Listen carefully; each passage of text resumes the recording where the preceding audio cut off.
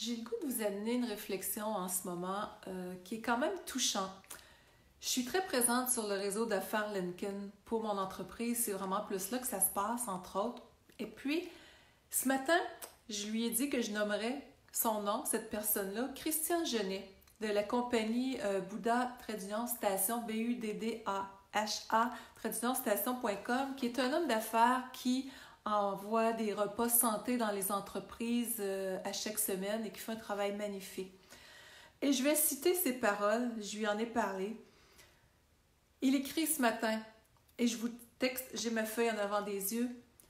Un de mes employés s'est suicidé durant le temps des fêtes. J'ai voulu trouver les mots à travers ce qui est naturel pour moi, la boxe, dit-il. C'est le vrai combat. C'en est un qui nous concerne tous, celui d'aimer la vraie vie, pas la fausse. Pas celle de la beauté superficielle, du cash et de la vanité. Celle des rencontres et de la solitude, des succès et des échecs, des bonheurs et des peines. Cette vie doit absolument s'exprimer quand elle est dure, quand tout n'est pas parfait. Aimer la vie, c'est dire non à, je cite ces mots, ceux qui étalent leur vie parfaite sur les réseaux sociaux. C'est dire oui à de l'aide quand on se sent faible. En fait, si tu te sens triste, et ça nous arrive tous, mais surtout, parle à quelqu'un et vite, vite. On côtoie tous la détresse sans trop y porter attention. Alors, engagez-vous dans ce combat, dit-il, en commentant en dessous. Donner un câlin à quelqu'un qui semble triste, c'est simple, mais c'est efficace. Donc, qu'est-ce que ces propos-là viennent éveiller en vous? On en a tous passé des moments difficiles. Moi, j'ai eu dans la famille, j'en ai côtoyé, j'ai eu 3-4 suicides autour de moi dans ma vie. Un collègue de travail, un de mes oncles, le meilleur ami de mon fils, qui était un peu comme mon deuxième fils. Donc, ça fait 25 ans que moi, je fais de la formation dans les entreprises au sein du grand public parce que moi aussi, je l'ai vécu, cette détresse-là, puis je n'étais pas sûre que je passerais à travers quand j'avais 30 ans. Parler, de dire on a mal à la tête, c'est facile. Dire j'ai mal à l'âme, j'ai mal en dedans, c'est important que ce soit fait. Je fais le parallèle avec moi parce que c'est quelque chose que je connais, là. Je travaille dans les entreprises depuis toutes ces années-là.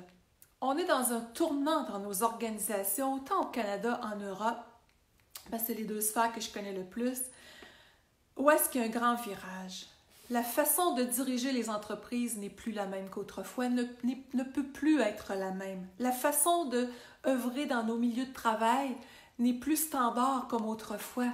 C'est l'être humain qui est au centre de l'organisation. Il y a un être à l'intérieur de nous qui a besoin d'équilibre, qui a besoin d'être une personne heureuse en amour, d'être heureux dans l'épanouissement professionnel, de se sentir en confiance avec de l'estime, en santé, de se sentir entendu. Mais est-ce qu'on se donne ça à soi-même?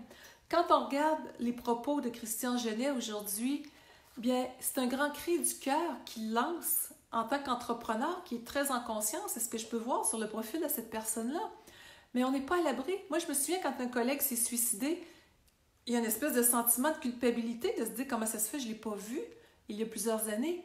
Mais c'est ça aussi de devenir des sentinelles. Il y a des réseaux de plus en plus dans ce sens-là, d'être à l'affût de ce qui se passe autour de soi, auprès de nos proches également, de tendre une oreille. Il y a une différence entre entendre et écouter. Entendre, c'est, OK, on entend parler de quelqu'un, puis des fois, c'est comme quelqu'un vous dit bonjour, comment ça va, puis la personne est rendue plus loin, puis elle n'a jamais entendu la réponse. Écoutez, c'est mon cœur qui s'ouvre à l'autre personne. Je prends le temps d'être présente. J'ai une dame tout à l'heure qui m'appelle pour un coaching, et elle me dit, je ne m'attendais jamais que ce soit toi qui m'appelles personnellement. Qu'est-ce que ça vous fait quand quelqu'un est proche de vous? Quand la personne prend le temps de vous considérer pour qui vous êtes, pas pour ce que vous faites, votre costume professionnel, ça fait du bien. Donc pour moi, cette relation humaine-là, elle est importante. Et quand on arrive dans les organisations, dans les entreprises, bien, c'est un peu comme une grande famille humaine aussi. Donc, quand on en arrive avec l'intelligence émotionnelle, le leadership conscient qu'on peut appeler, ça fait toute la différence quand les collègues peuvent se sentir écoutés mutuellement, autant par la direction qu'entre eux, et devenir des acteurs de bonheur, des acteurs de changement dans leur milieu. Quand on se lève le matin, comment je peux faire la différence dans la vie de quelqu'un, y compris la mienne? S'il y a des choses qui sont moins agréables en dedans de soi, on a le droit de se confier, on a le droit de parler. Je pense que j'en ai déjà parlé dans une vidéo précédente, mais c'est un homme d'affaires qui dit le matin avec mes employés, il était à la retraite, je crois maintenant, mais il dit, quand j'étais avec mon milieu de travail, je disais à mes employés le matin, on prend quelques minutes, comment a commencé votre journée? Vous avez eu un défi ce matin, votre auto est tombée en panne, on le dit. Au lieu de rester pogné avec le stress puis l'amertume toute la journée, s'il y avait eu des bons moments, il le partageait aussi. Donc, quand arrive un suicide, par exemple, comme cette personne-là qui était dans l'exemple que je vous ai partagé tantôt, c'est la souffrance extrême. C'est des non-dits, peut-être bien souvent également, la personne ne trouve plus de solution. Et quand on parle de nos programmations intérieures, quand on reproduit des scénarios de vie, quand on reproduit des choses qui ne nous sont pas agréables, comme les belles choses, il y a des structures internes dans notre esprit. Et je compare ça à un ordinateur, notre cerveau. Quand dans notre ordinateur, il y a un virus, il se passe quoi? Ça ne fonctionne plus bien. Ça ne fonctionne plus bien. Donc, nos croyances limitatives, par exemple, si une personne a comme croyance « moi, je ne vaux pas grand-chose », elle se sent non méritante, c'est un virus dans son ordinateur. C'est quelque chose qui entrave son plein épanouissement, son bonheur. Et quand c'est pas retiré, ce virus-là, parce que la personne, soit qu'elle n'a pas osé en parler pour toutes sortes de raisons, sans jugement, là, peur de déplaire, elle ne savait pas comment, il y avait de la timidité, ça finit par imploser tout ça. Et c'est ce que j'avais vécu. Moi, quand je vous dis je fais un parallèle avec moi, c'est pas pour rien que je suis dans le domaine depuis si longtemps. 15 ans de non-dit suite à de l'intimidation et ça a créé une détresse physique, émotionnelle et psychologique à l'époque que j'ai failli y passer.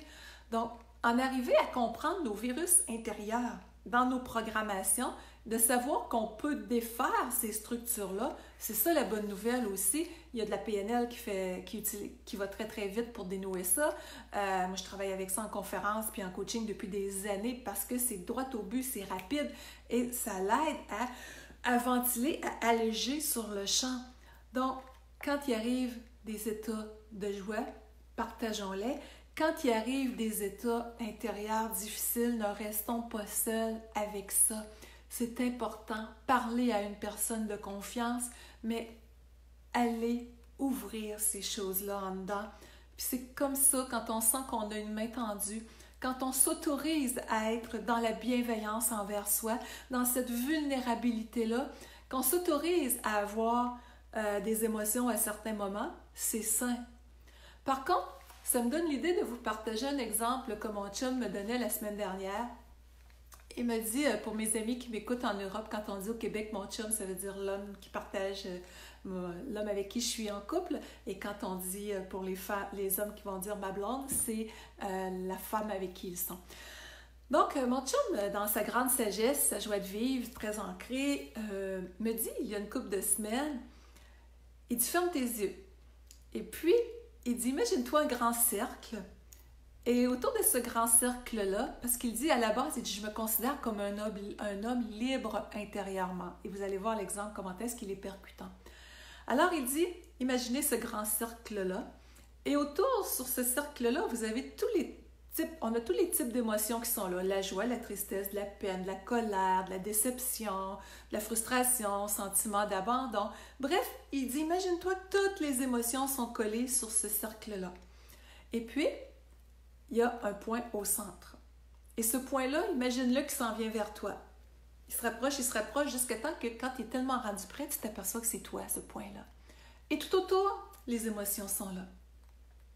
Donc, être libre, c'est être au centre, d'avoir une vision en perspective de qu'est-ce qui se passe en dedans de soi, s'observer, agir, réagir, mais de savoir que quand on se donne les bons outils, les bonnes ressources, on a le pouvoir d'en arriver à avoir une meilleure, j'aime pas le mot, là, mais une meilleure gestion de notre environnement émotionnel, d'être proactif puis de pouvoir se faire aider.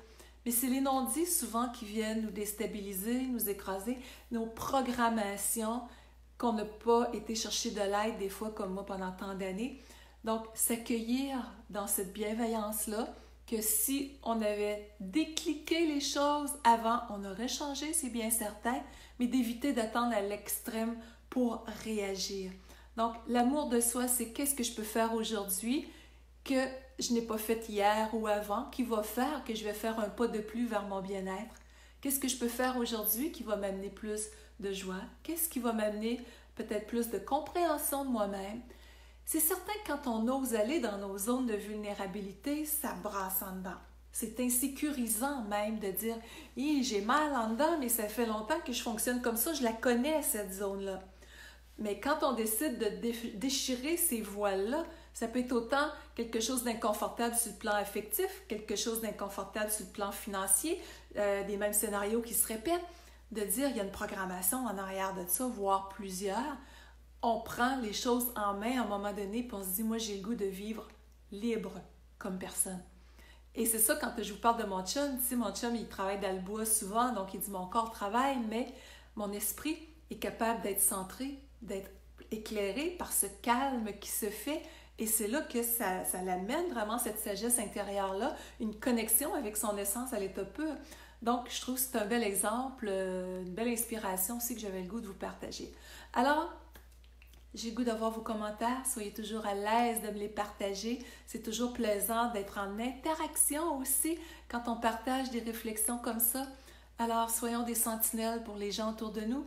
Soyons notre propre sentinelle pour s'apercevoir quand est-ce qu'on s'oublie et qu'il est temps de se redonner cette autorisation à l'amour, à la joie, à la bienveillance, à se faire aider, à se montrer dans nos zones de vulnérabilité.